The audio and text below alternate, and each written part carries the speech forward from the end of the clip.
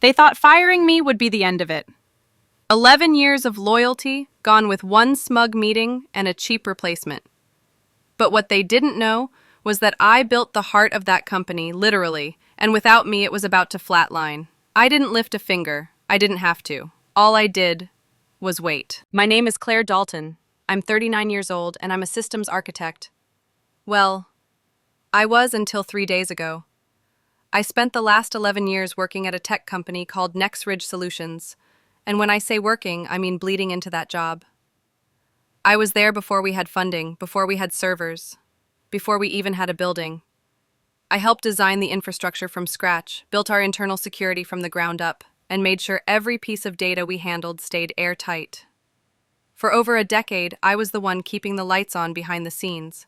No glory, no spotlight, just round-the-clock vigilance and a constant stream of coffee. And then, just like that, they handed me a manila folder and told me I was no longer needed. The meeting was short, awkward, and cold. Ethan, the HR rep, delivered the news like he'd rehearsed it in front of a mirror. Due to budgetary restructuring, he said, your position has been eliminated. No apology. No thank you. Just a paper packet and that fake sincere expression corporate people wear when they're pretending to feel bad. Greg, my direct supervisor, stood beside him like a mannequin, no eye contact, no explanation, not even a damn nod of respect. It was surreal. I had trained Greg on half the systems he now oversaw. I had covered his mistakes more times than I could count. And when the axe finally dropped, he didn't even have the backbone to speak up. That silence cut deeper than any termination letter could. They offered me 2 weeks of severance, a generic letter of recommendation, and a security escort to my desk. I didn't make a scene. I didn't cry. I just smiled, signed the exit paperwork, and walked down the hall I had walked 1,000 times before. My office still smelled like the same cheap lavender air freshener I used for years. My coffee mug was still warm from that morning. I packed up my things slowly, methodically. One hand on muscle memory, the other drifting to something they clearly hadn't thought through. The Core Vault D7 server room, the beating heart of our operations. Locked behind a biometric system that I had engineered, my fingerprints, my retina scan, my voice, no one else had full access. I had brought up the risk of single-point authentication dozens of times. Each time I was told, "We'll look into it next quarter." They never did. I remember the last time I brought it up, in a meeting with Greg and the CTO, a guy named Aaron who loves spreadsheets more than real systems. "Claire," he said, "we appreciate your caution, but we can't justify the cost of adding a second administrator right now. The system works and you're rock solid." I pressed again. "And what happens if I get hit by a bus tomorrow?" He laughed. "Then I guess we're screwed." It was supposed to be a joke. But standing in that empty office, I realized I had become a ghost key to a fortress no one else could enter. And now they had thrown that key into the street without even realizing it. As I walked out of the building with my cardboard box in hand, I passed by the glass hallway that overlooked the basement level. Down there, under biometric lock and steel doors, was the Core Vault D7. Every client record, every financial ledger, every piece of proprietary code lived down there, physically air-gapped and walled off from the rest of the network. It wasn't just secure, it was bulletproof. And now, it was inaccessible. I had set it up that way on purpose. Not because I didn't trust anyone, but because I took security seriously. We had financial clients, legal firms, government contractors. One breach and our whole company would sink. I used to lose sleep over it. I used to take calls at 3 in the morning just to double-check a flagged ping. Now, I couldn't help but smile at the irony. The driver waiting outside didn't say much. Corporate security handed me off like I was evidence, not a person. I sat in the back seat, my box of memories on my lap, watching the city blur by. It felt like the end of something I had put my soul into. I should have felt crushed. I should have felt humiliated. But what I felt was curiosity. How long would it take before they realized? Would it be hours? Days? Would someone try to brute force the system? Would they remember that the only way into Core Vault D7 was through me? I didn't have to lift a finger. I didn't have to touch a line of code. All I had to do was wait. I spent the evening on my couch in sweats, eating Thai takeout and half watching reruns of some crime show I used to love. My phone buzzed a few times, unknown numbers. I didn't answer. Then came a text from someone I actually recognized. Rachel Diaz, the senior accountant, and probably the only person at Nextridge who ever treated me like a human. Her message was short. "Hey Claire, did you happen to change the access pass for the server room before you left? Nobody can get in." I stared at the screen, then typed a single word. No.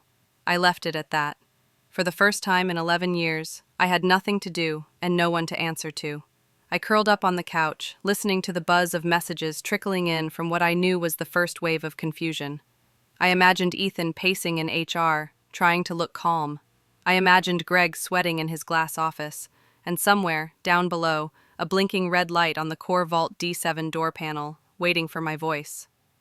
I had always been invisible. Now, suddenly, I was irreplaceable. Funny how that works. The next morning, I woke up to a dozen missed calls. My voicemail was full. Some were from numbers I didn't recognize, others from company lines. Then I saw a name pop up. Kevin Holt. He was the junior IT tech they hired a few months ago, the same guy they clearly thought could do my job for half the salary. His voicemail started calm. "Hey Claire, hope you're well. We're having a little trouble accessing some of the servers and thought maybe you could help us out. No pressure. Call me when you get a chance." He sounded casual, almost friendly. I didn't respond. 2 hours later, another message. This time his voice had a noticeable edge. "Hey Claire, just checking in again. The CTO's asking questions and I'm kind of stuck down here. If you could maybe let me know what credentials to use, that'd be great. Thanks." Still polite, still pretending nothing was wrong. I poured myself coffee and played the next message. And the next. And the next. The tone shifted fast. By mid-afternoon, Kevin was clearly panicking. "Claire, please, I don't know what you did, but I really need your help. We can't get into anything. Greg's freaking out. They're talking about calling in external support. Please." I muted the phone and took another sip.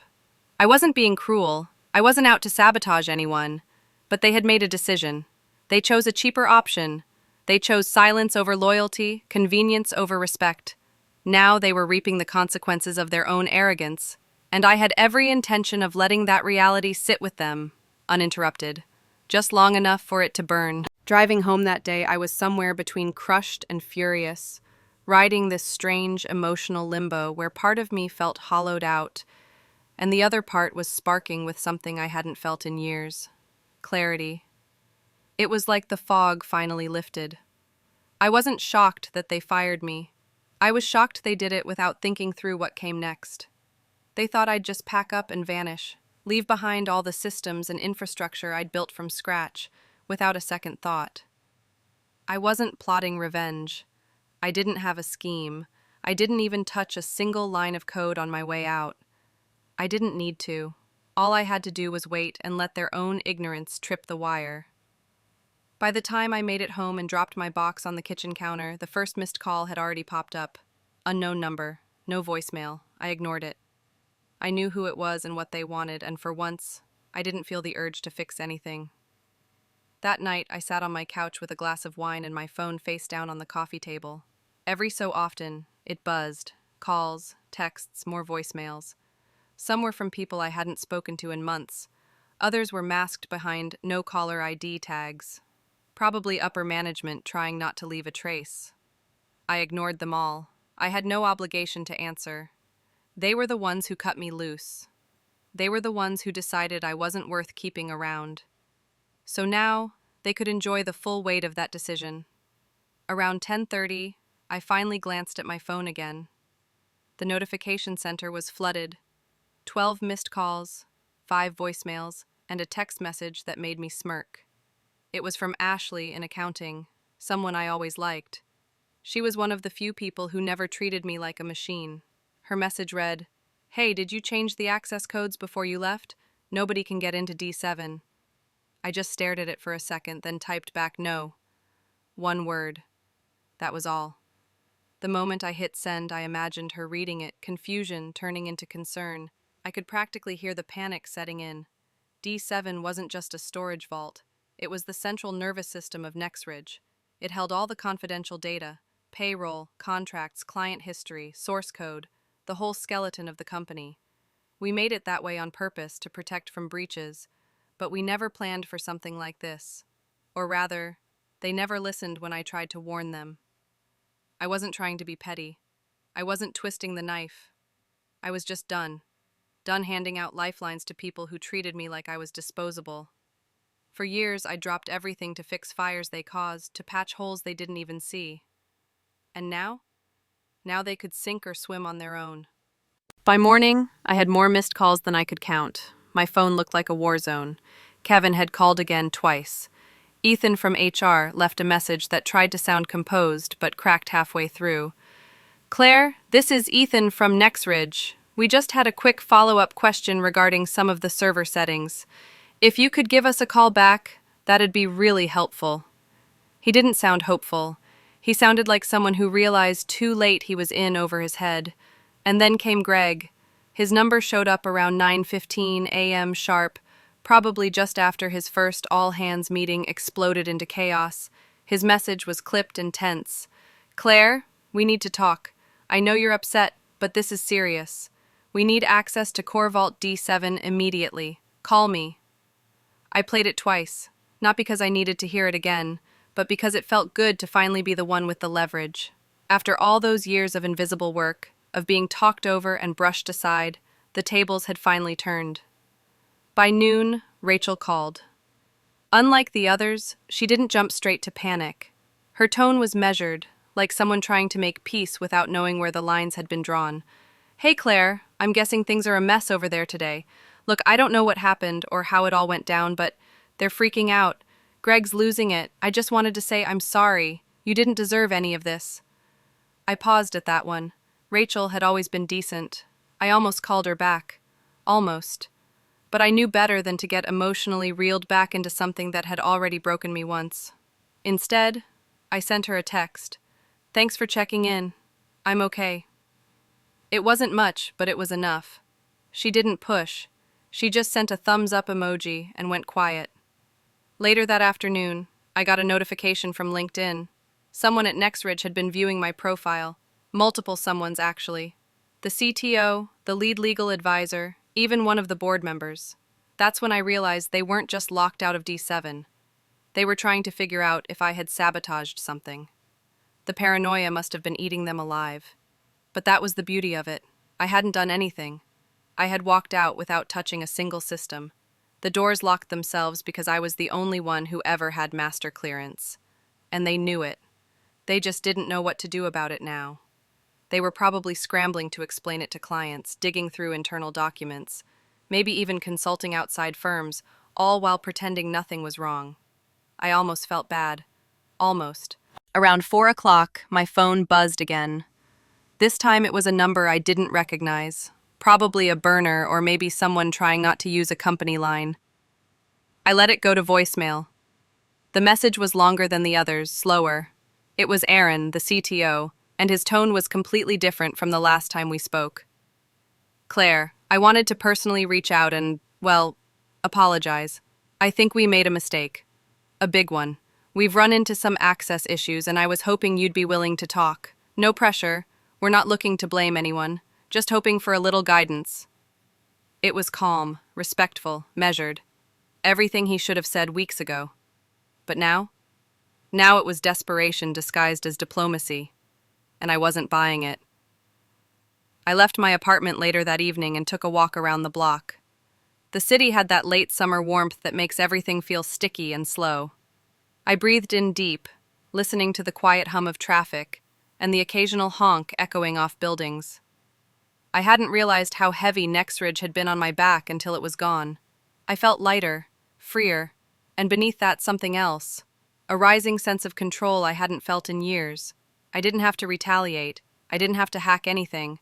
All I had to do was be silent and their entire operation ground to a halt. That kind of power didn't need noise. It just needed patience. When I got home, I opened my laptop, not to access any of their systems, just to check an old email chain I'd archived. It was from 6 months ago.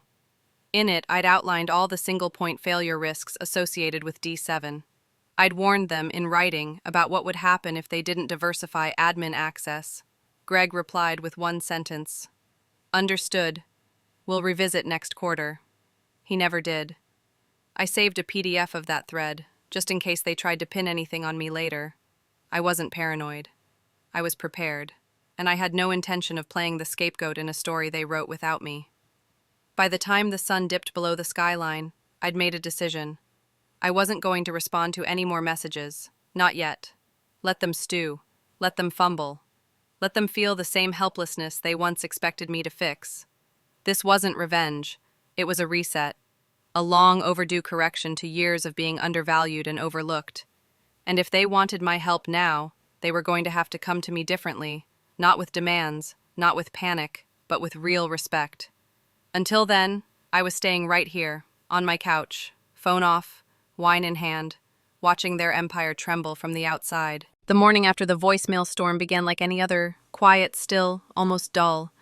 I brewed coffee, opened the back door, and let the silence of my neighborhood wrap around me. But even before the first sip, I saw the notification. One new voicemail from Kyle Winters, the 25-year-old junior systems analyst who'd replaced me at Nextridge Solutions. Kyle, with his hoodie and the boardroom energy and arrogant little smirk, had walked into my role like he'd earned it. He didn't know it yet, but he was already in way over his head. I sat down, hit play, and let his voice fill the air. "Hey, Monica, it's Kyle.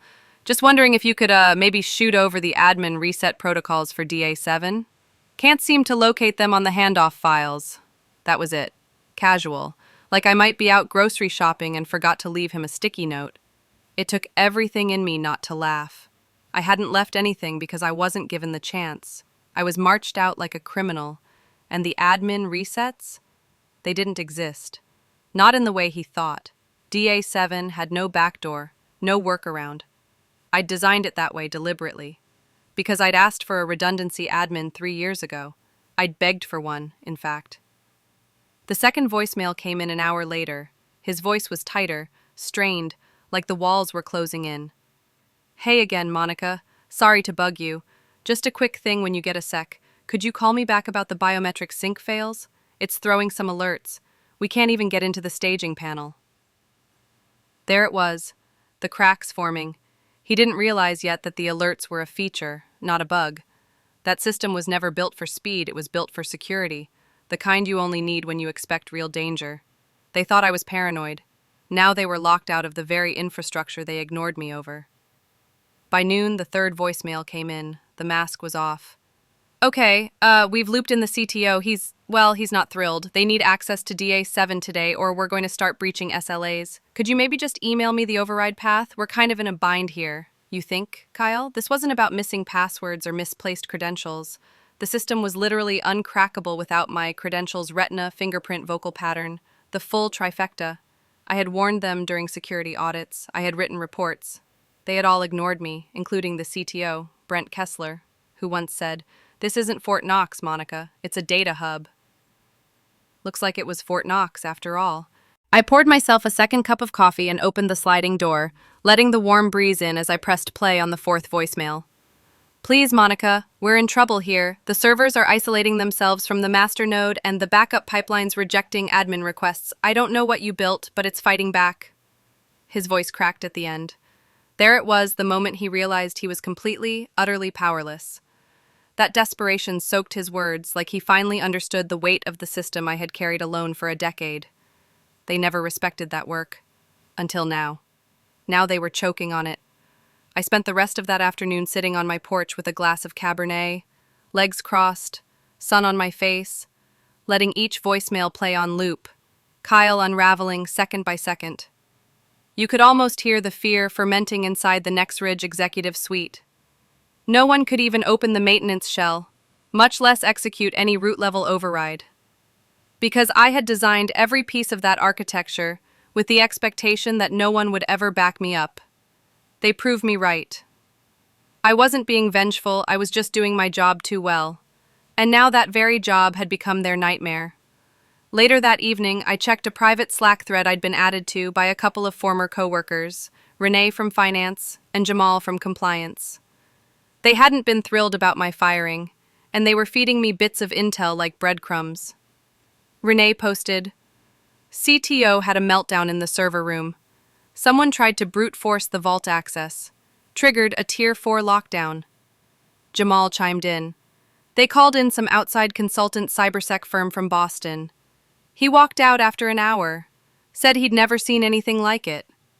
I smiled. I knew exactly why. The moment they bypassed the wrong panel, the system went into defense mode. They had no idea what they were playing with. At some point that night, I got a fifth voicemail. This one wasn't from Kyle. It was from someone I hadn't heard from since my exit meeting. Mark Delaney, my former manager. Monica, we need to talk. Please. You can't just shut us out like this. You're still bound by your NDA, and I'm asking you one professional to another to do the right thing. There was that familiar tone, fake diplomacy draped over panic. I'd spent too many years translating that kind of language. Do the right thing meant undo what we were too stupid to understand. I didn't respond. I didn't owe them anything. I went to bed that night without checking my phone again. No part of me felt guilty. I'd warned them. I had flagged every vulnerability, documented every risk, told them outright that they were building a single point of failure and betting the whole company on it. They told me to stop being negative. They told me to trust the team. But when they slashed me out of their budget like a spreadsheet entry, they forgot something.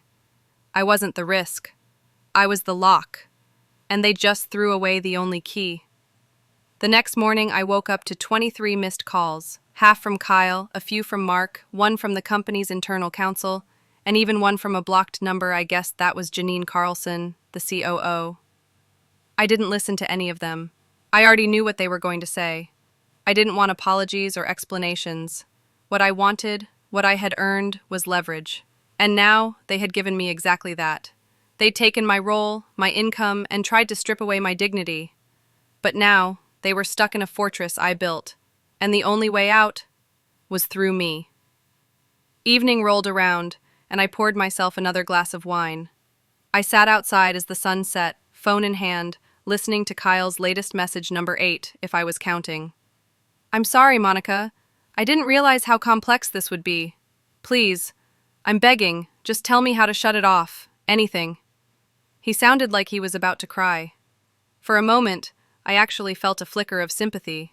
But then I remembered the HR meeting, the way Chad smiled as he handed me the NDA, and the severance agreement that didn't even cover a month's rent.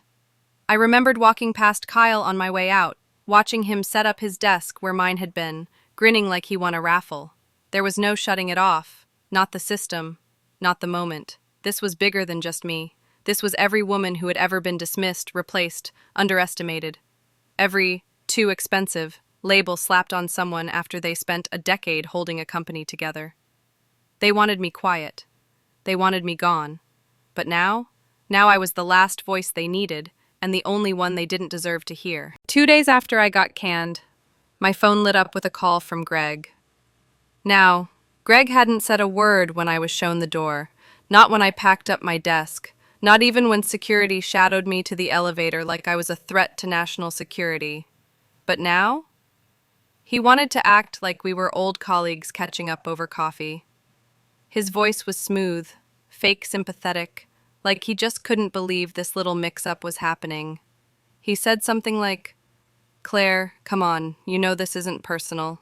We just need your help resetting access. It's a small thing.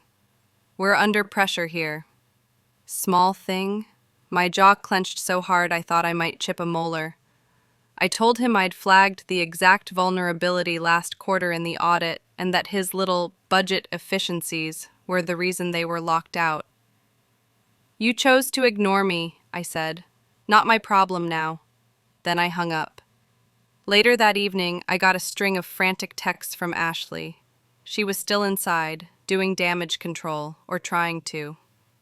Her messages came in fast, one after another like digital screams. Client access frozen, no backups accessible, execs are losing their minds. She said the CTO, Dan Fletcher, had flown in emergency consultants, top-tier contractors, the kind you only call when everything's already burning. They called them the Platinum Guys, as if branding could override stupidity.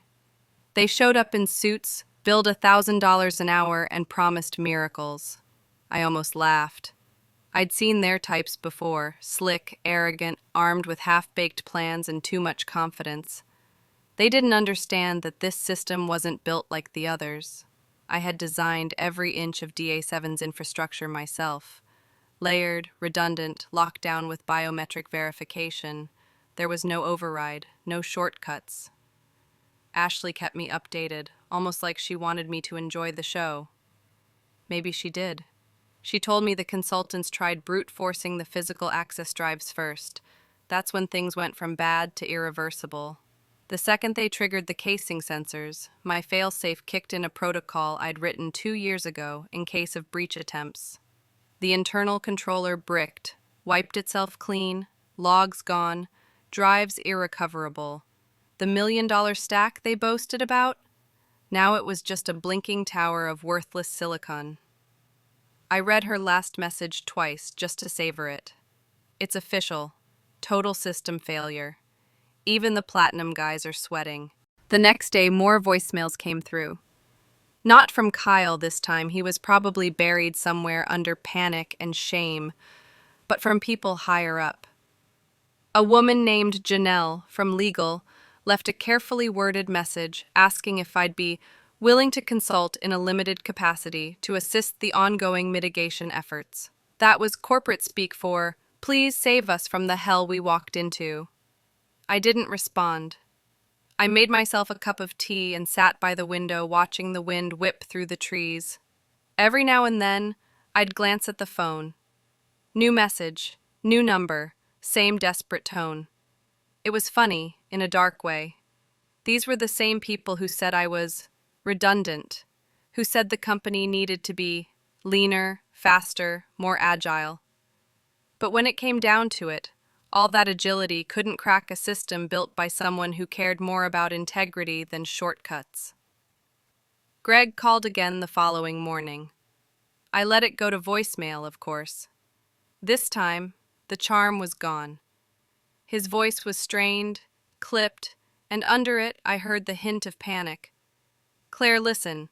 We know you didn't do anything malicious, but if you don't help us, this could spiral. We're talking lawsuits, Claire. Clients are already threatening legal action. Please, this affects real people." Oh, now he cared about real people? I replayed that part twice. I couldn't help it. These people had no memory, no accountability. When I warned them about centralizing too much power into a single admin profile, they rolled their eyes. When I said we needed layered access for redundancy, they called it over-engineering. I guess they didn't think over-engineering would come back to bite them. Ashley messaged again just after noon. "You need to see the news." I pulled up the local feed. A piece had just gone live. Nexridge Solutions hit by major internal outage. Client services disrupted. CEO unavailable for comment. I couldn't stop smiling. Not because I wanted the clients to suffer, never that, but because the people who built their careers off pretending they were smarter than the rest of us were finally exposed.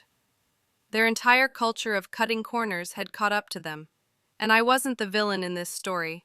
I was the warning they ignored.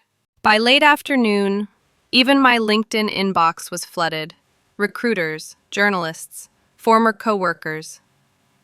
"Hey Claire, heard about what happened. Can I pick your brain?" Or "We're hiring and we could use someone with your level of foresight." Foresight. That was rich. I thought about replying just to say, "I've always had it. You just never listened." But I didn't. I just watched the chaos unfold from a distance. It was better that way. Night rolled in, and I sat outside on the deck, a blanket over my shoulders, and a glass of wine in hand. The air smelled like pine and ozone, like the calm that follows lightning. I thought about everything that had led to this moment. The 10 years of loyalty, the weekends spent debugging firewalls no one appreciated, the late nights patching vulnerabilities I found in other people's lazy code, the stress, the migraines, the quiet resentment I swallowed every time someone like Greg got promoted while I stayed invisible. And now, they all finally saw me, not as the quiet woman in the corner cubicle, but as the architect of the only system holding their empire together, and the one person who could bring it back. That thought lingered as another voicemail came through. This one was from Dan Fletcher himself. the CTO. His voice was calmer than Greg's, but it carried weight. "Claire," he said, "I understand why you're upset. I would be too. We made mistakes. But I'm asking man to woman, professional to professional. Can we talk?" I listened all the way through. He didn't threaten. He didn't beg. He just asked. And for a moment, I considered it. Not out of mercy, not out of guilt, but because I knew what was coming next. And I wanted to be the one who wrote the final chapter. By day 4, the silence turned into something heavier, like the weight of a storm about to break. I'd already heard from Greg, Kyle, even a random intern who somehow found my personal email, but none of them mattered. The real message came just after 8 a.m. A number I didn't recognize popped up on my phone, but the moment I answered and heard the voice, I knew. It was Marissa Jordan, the COO. She didn't waste time. No small talk, no passive-aggressive guilt trips. Just a calm, carefully measured tone as she explained the company's situation. I listened, sipping my coffee, while she ran down the list: operational paralysis, mounting client pressure, threats of breach of contract, executive board and meltdown. Then came the offer. "We'd like you to return in your previous role with an adjusted salary package and full recognition for your contributions to the D7 infrastructure." That was the phrase she used, adjusted salary. I smiled. It was polished corporate speak, and maybe it would have worked if I were still the same woman they walked out 4 days ago. But I wasn't. I told her, respectfully, that I no longer worked in a salaried position. I was now an independent consultant. If Nextridge needed my help, it would cost them $200,000 for a 4-hour session, wired in full before I so much as touched a keyboard. I also had some non-negotiables. First, I wanted written apologies from Ethan Whitmore and Greg Bailey sent to me directly. No legal buffer, no PR sanitizing. Second, I wanted my name publicly credited across the company's internal documentation and external press materials as the sole architect of the DA7 system. I would draft the language myself. Lastly, I made it crystal clear there would be no further contact from anyone but her.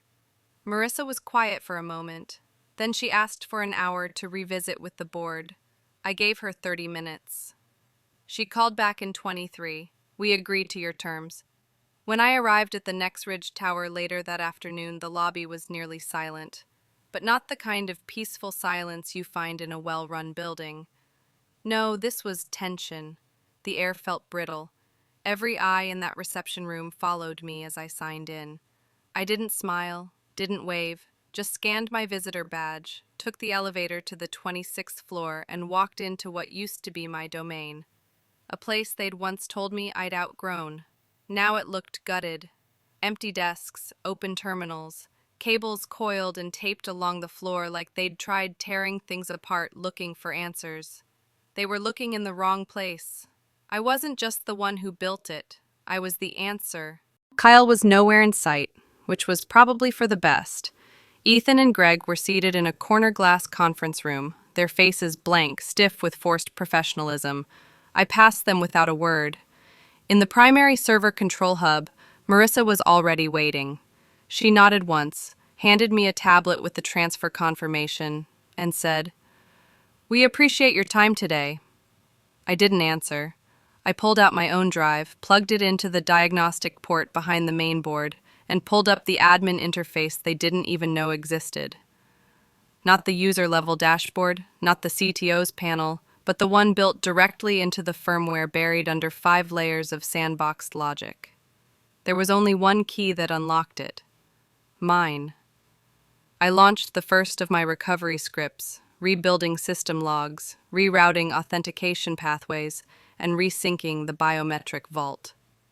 I didn't talk, didn't explain. There was nothing to explain. Every error message that had thrown their consultants into panic made perfect sense to me. Every subroutine they tried patching over had been part of a layered defense system that couldn't be brute forced. I had built D7 to be intelligent, self-protecting, and autonomous. What they triggered when they tried to override me wasn't a bug, it was a trap, and they'd walked right into it. Marissa watched silently while I worked, occasionally stepping out to take calls. At one point I heard her say, "She's stabilizing it. 3 scripts have cleared so far." I almost laughed.